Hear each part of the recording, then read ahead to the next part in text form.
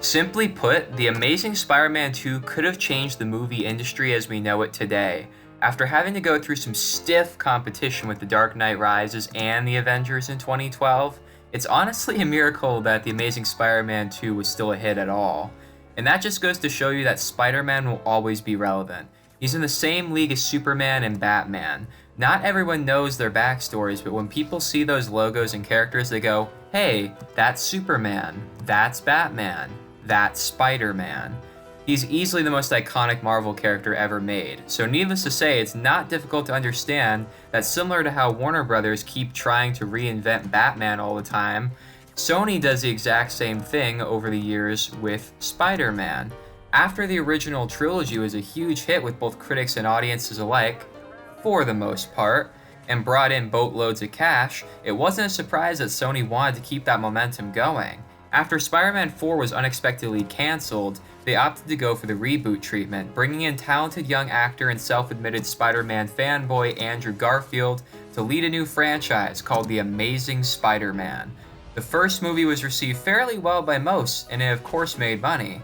With the MCU becoming something of a phenomenon by that point, the writing was on the wall for Sony to build their own cinematic universe around their most marketable property. And while that definitely had potential, as we all know, like every cinematic universe outside the MCU, it ended in failure. The Amazing Spider-Man 2 was supposed to be the beginning of a wider universe, but was trashed by critics, forcing Sony to cancel their plans to make several sequels and spin-offs. It was a disaster of epic proportions, but one that could have been easily avoided had The Amazing Spider-Man 2 been good. So today, we're gonna go back to 2014, erase the movie from history, and try to fix the whole thing over from scratch. Just as a reminder, I'm only 18 years old, and if you think that my version sucks, just remember that this is just an idea and not an actual movie. I've never rewritten an entire movie before, so bear with me. I'm gonna try and craft an intricate story using characters that I think would fit best with the world that Mark Webb built up in the first film. So sit back, relax, and let's fix The Amazing Spider-Man 2.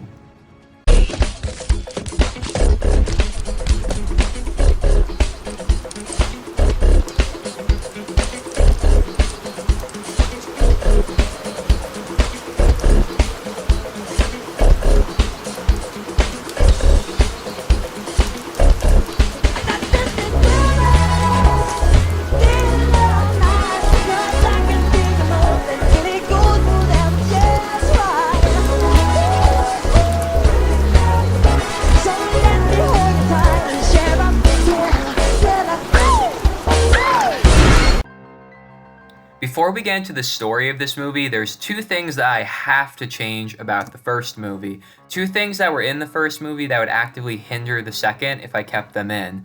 Number one, Peter Parker's parents aren't special. They die in a plane crash, and that's it. They aren't spies, and they don't create the spiders that gave Peter his powers. It's important in my opinion that every version of Spider-Man features the idea that anyone can be Spider-Man. Peter just happened to be in the right place at the right time. It makes him more relatable to the audience. And number two, Peter and Gwen stay broken up at the end of the first movie. In my opinion, Peter was stupid to get back together with Gwen when her father's dying wish was for them to remain apart. Peter should know better than to put Gwen in harm's way like that, especially after he swore to keep her out of it. I know they were trying to build up a story of guilt and teenage irresponsibility, but he already has that with Uncle Ben's death and his failure to find the culprit. There's no need to do this stuff with Gwen Stacy too. Also, Uncle Ben says with great power comes great responsibility. I'm keeping that in this movie because for some reason in the actual Amazing Spider-Man 1, he doesn't say it. He says it, but he basically doesn't say it. He uses different wording, so I'm just gonna have him say with great power comes great responsibility. Got it? So the movie begins in almost the exact same way that the real one did. Peter is fighting an armed criminal driving a truck, but he's not making jokes and messing around. He's 100% serious, and he manages to successfully subdue the criminal and hurry to his graduation ceremony. He accepts his diploma, and he looks at his Aunt May, who's crying because she's so proud of him. He sees his Uncle Ben next to her with bloodstains on his jacket, but when he shakes his head, he isn't there anymore. Also, I should mention that there's some obvious tension between Peter and Gwen. While Gwen seems to be trying to be nice to Peter, Peter seems like he's trying his best to stay away from her, which he is. You can tell through her body language that this is really starting to piss her off. She asks him why he's been avoiding her, but he refuses to answer. He doesn't want to tell her the truth because he doesn't want her to hate her father's memory. We then cut to a scene of Peter in his bedroom, and he's reading various college acceptance letters, but he throws them on the table, and he doesn't seem particularly focused on them. You see, he can't focus on his future when he's still so shackled and haunted by his past. We then see Peter look at a newspaper on his desk that reads Spider-Man, split personality? We then cut to a scene of Spider-Man, but he isn't using his webs or any of his powers. He's just harassing people and beating up innocents. And do you know why? Because this isn't really Spider-Man. This is the movie's main villain, the Chameleon. Yes, I went with the Chameleon as the villain, because I thought a villain who can look like anyone could be a great foil for a Peter Parker whose mental state is compromised. Plus, I don't want to use any of the Sinister Six in this movie, especially the Green Goblin or any of the Osborns. The Osborns are not going to be in this movie because they were so prominent in the original trilogy that if you bring the Osborns back, people are just going to keep comparing it to the original trilogy. So, no Osborns in this movie. Now, you might be wondering, why is the Chameleon attacking innocents while disguised as Spider-Man? Well, in my version, Chameleon isn't a villain with any sort of compassion or pure reason for being evil. He's simply a sadist that gets off of mentally breaking people, and he considers Spider-Man the most satisfying target to try and break. So to do this, he wants to first turn the entire city against Spider-Man by framing him. And he's successful because the Daily Bugle loves to slander Spider-Man, and they eat all of this up. For the record, I would bring back J.K. Simmons as J. Jonah Jameson because he was perfect, and they ended up doing that in the MCU anyway. So a photographer takes pictures of Chameleon as Spider-Man is attacking innocents, and the newspapers are talking bad about him as a result. Peter then promptly applies for and is accepted for a job at the Daily Bugle after providing several good pictures of Spider-Man doing heroic deeds. Peter is actively hoping to improve his image from the inside. We then cut to a young brown-haired woman played by Felicity Jones named Felicia Hardy. Felicity Jones was supposed to become Black Cat one day in the actual Amazing Spider-Man series, but never got the chance to because the series was canceled, so we're going to give her a proper debut here instead. We see her being screamed at and badly abused by her boyfriend who beats her within an inch of her life. She's absolutely paralyzed with fear. Each time we see her getting hit, we also cut between Peter getting hit as Spider-Man, creating a parallel between the two as they both take beatings on a regular basis. Felicia scarcely hurries out of the apartment as her boyfriend flops back down on the couch. In her attempt to flee, she's nearly run over by a car, but is timely rescued by Spider-Man. He sets her down on the sidewalk, and he sees her bruises and her tears. His body language shows that he's mad. Even though he doesn't know her or who did this to her, the action itself disgusts him and makes him furious. Felicia, however, insists that she's okay, and that she's moving out as of this moment. Spider-Man tells her to take care of herself before zipping off into the night, Felicia staring longingly at him as he swings away, as though she needs a savior. The last shot of the scene is a man watching from around a corner and smiling as he changes into Spider-Man, revealing himself to be the Chameleon. After this, we see a montage of Peter going on adventures as Spider-Man and coming back torn up, just like he did in the movie, with a little bit of comedy to it, of course. But at the end of it, we see him struggling to sleep as he dreams about his failures. His failure to save Uncle Ben, and his failure to save Captain Stacy. The next day, he goes off to Oscorp Industries, and after an awkward reunion with Gwen Stacy, asks her if she can get him up to the floor where he was bitten by the spiders in the first movie. When they get up there, Peter doesn't do anything with them. He's just looking at them through the glass. He sees his reflection next to the spiders in the glass, and he just says out loud, "Why me?" Gwen is standing there awkwardly, and she tries to put a hand on Peter's shoulder, but he shrugs her off. She gets angry at him again and is about to shout at him when he finally comes clean, and he explains to her that her father made him promise that they'd stay apart. Gwen is absolutely shell-shocked. She doesn't know how to feel about that emotionally, so she simply leaves without another word. Peter looks at her as she leaves before turning back to the spiders and remembers Uncle Ben saying, "With great power comes great responsibility." He holds his head down, though, implying that he doesn't feel like he's been responsible for his great powers. Following this, we cut to a series of newspaper headlines of Spider-Man, hero or menace, Peter's picture on the left side and a rival photographer on the right. It can be Eddie Brock if you really want it to be, but it really doesn't matter in this movie. As Peter is exiting the office, he passes by Felicia, who storms into J. Jonah Jameson's office and yells at him to stop defacing Spider-Man, that he's nothing but a hero who deserves the utmost respect. Jonah has her escorted out by security. Peter witnesses all this and follows her outside. He admires her for standing up for what she believes in and introduces himself to her, or reintroduces, but you know what I mean. He sees fresh bruises on her wrist that she's trying to hide, implying that she hasn't stayed away from her boyfriend like she said she would. Instead of getting mad, though, he says that he hopes to see her again soon under better circumstances before walking off. Felicia smiles for the very first time in this movie. And then we see that Chameleon was watching the entire time, and we see him as he follows Peter back to his apartment, but he doesn't go in. Peter's spider sense is tingling all the way home, but he never sees anything unusual, and chalks it up simply to paranoia. If you're wondering why I have Chameleon following Peter around instead of Spider-Man, it's because he knows that Peter is taking pictures of Spider-Man, so he thinks Peter can lead him to Spider-Man. But of course, as you all know, he soon discovers Peter Parker is Spider-Man. When Peter gets home, he sees a text message from Gwen saying that she needs to talk to him.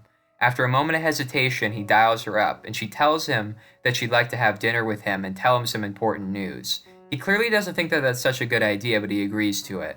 Then we cut to a scene of Felicia, and she's exercising in her own apartment. She's moved out like she said she would into a shabby little apartment. After working up a sweat, she goes into the bathroom and wipes her brow, revealing that she's been using makeup to hide her bruises.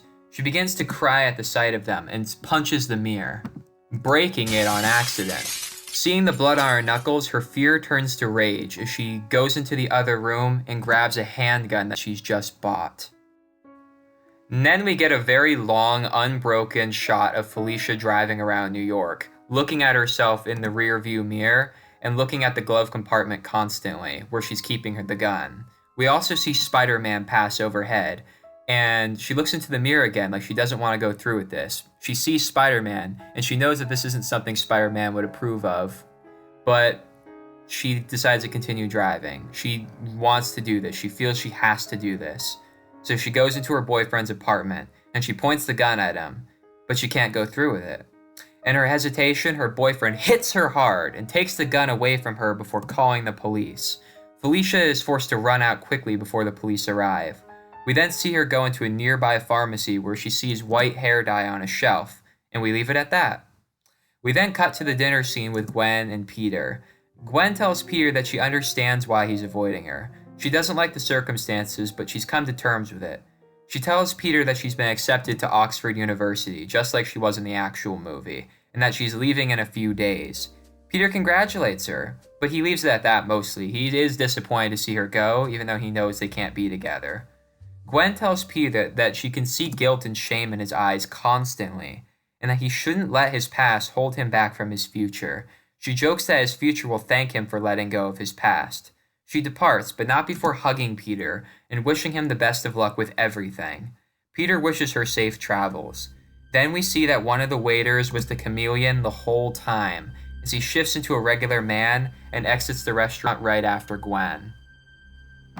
After this, we see a montage of Felicia, now as Black Cat, trying to steal from various jewelry stores and doing a really bad job at it. This is a comedy scene to make up for all the dark stuff that we've seen so far.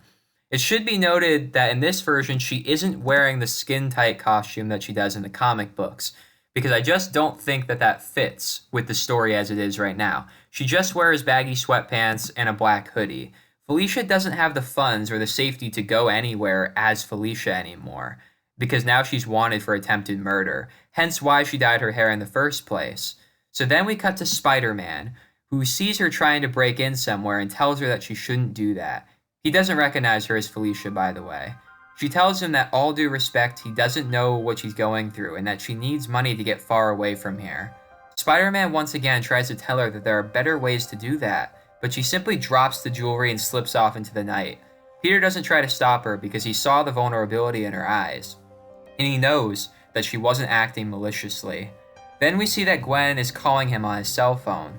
He answers hesitantly, but discovers that he's speaking to the chameleon, and that he's keeping Gwen hostage. He tells Peter, who he calls by name, to meet him on a rooftop somewhere. Peter obliges, assuring Gwen that he'll rescue her.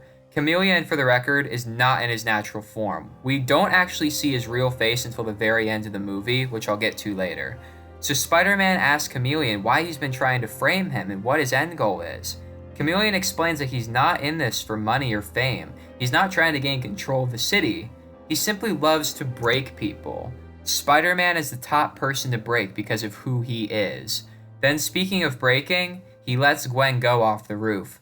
Peter tries to dive after her and extends his web, but he's too late, and Gwen dies. We then cut to Gwen's funeral, and he hallucinates that Captain Stacy is there, and he's just shaking his head at him as if to say, "You promised me that you would protect her." His Aunt May tries to comfort him, but he just wants to be alone right now. Peter then goes off as Spider-Man later that night and takes out his grief and frustration on criminals.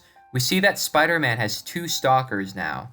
We see that Chameleon is watching him with a twisted smile on his face, and around another corner, we see Felicia, and she knows that this isn't Spider-Man, so she yells at him to stop. Stop. He stops, and then he breaks down, crying underneath his mask.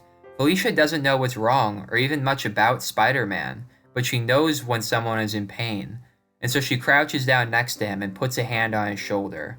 Felicia finally lets out why she's been doing what she's doing, that she needs money to escape her past. Peter calms down, and remembering Gwen's advice to him, tells her, "Don't let your past define your future. Your future will thank you for it." He tells her that revenge never would have been the answer, but admits that he wants revenge on the chameleon for killing someone he loved. He admits that he thinks he failed her. Felicia tells him that he saved her in her civilian identity, and thanks him for it, as it inspired her to try and get stronger. Peter tells her that being stronger is good, but stealing isn't. He instead offers to train her, to help her put her newfound strength to better use. She simply says that she'll have to think about it before sneaking off into the night. Chameleon then arrives after she leaves and confronts Peter, begging him to avenge Gwen. He then changes into Gwen, asking why Peter didn't save her. "Why didn't you save me, Peter?" Peter struggles to see past the illusion, and just as he does, Chameleon morphs into his Uncle Ben. As his Uncle Ben, he blames Peter for his death. He tells Peter that he doesn't deserve his powers before using a smoke bomb to whisk off into the night. As a mentally battered Peter walks home, though, we see the same scene of Peter helping a bullied boy put his project back together again, showing that even in his darkest hour, the spirit of Spider-Man lives on. We then see Felicia, who is sleeping under a bridge, and she's having a nightmare about her abusive ex. Then we cut to Peter, who's also having a nightmare about his past confrontations with the chameleon. Then we see them both wake up, and Felicia is hallucinating that her boyfriend is there, taunting her. He says all these nasty things to her before she finally has the willpower to hit him back. For the very first time, she actually strikes her boyfriend. We see the fear leave her eyes as she softly smiles to herself. Then we see Peter skateboarding down to the same area where Uncle Ben was shot. We see flashbacks to the last movie, as Peter walks into the same convenience store and grabs a chocolate milk, just like last time. He brings it to the counter where the same guy as last time is working. Peter makes sure to pay him the 2 cents he owed him from the last movie with a small smile. He then comes to terms with Uncle Ben's death, and realizes that it was an accident. It wasn't his fault. It wasn't anyone's fault except for the man who shot him. So he remembers Ben's quote about great power, and opens his eyes a changed man. He's ready to face the chameleon again. We then cut to Black Cat accepting Spider-Man's offer to be trained, and a fun training montage then ensues, showing Felicia having fun for the very first time in this movie. We then see another long extended sequence of Chameleon using various disguises to quickly get himself around the city, before he gets to the Parker residence, changes himself into Peter, and welcomes himself into the home. We then see Spider-Man and Black Cat training, before Peter gets a call from Aunt May, but it's actually the chameleon, and he tells Peter to meet him on another rooftop. He agrees to go, but unlike last time, when Chameleon drops Aunt May, Black Cat is there to catch her. Chameleon tries to get into Peter's head again with his disguises, but Peter insists that Uncle Ben's death wasn't his fault, and that Gwen's death is Chameleon's fault. Peter and Black Cat then apprehend a perplexed Chameleon who morphs into his usual form, a normal Russian man who tries to taunt Peter, telling him to exact his revenge. But Peter says he can't let his past define his future, and so he leaves him to be arrested. After this, we see the newspapers have changed, as Chameleon willingly admits that he's been impersonating Spider-Man. Jameson is furious, but allows Peter's photos to take front and center in the Daily Bugle. Our last shot in the entire movie shows Peter without his mask on and Black Cat, still masked, talking on a rooftop at sunset. Peter looks down at a college acceptance letter in his hand. Felicia reveals her identity to Peter and thanks him for saving her from her vulnerability. She says that she needs to get away from New York. She needs to stand on her own for a while. Peter agrees, and the two subtly hold hands, implying a future romance as the sun sets behind Oscorp Industries. Now you might be wondering why I'm not having Peter and Black Cat just get together in this movie.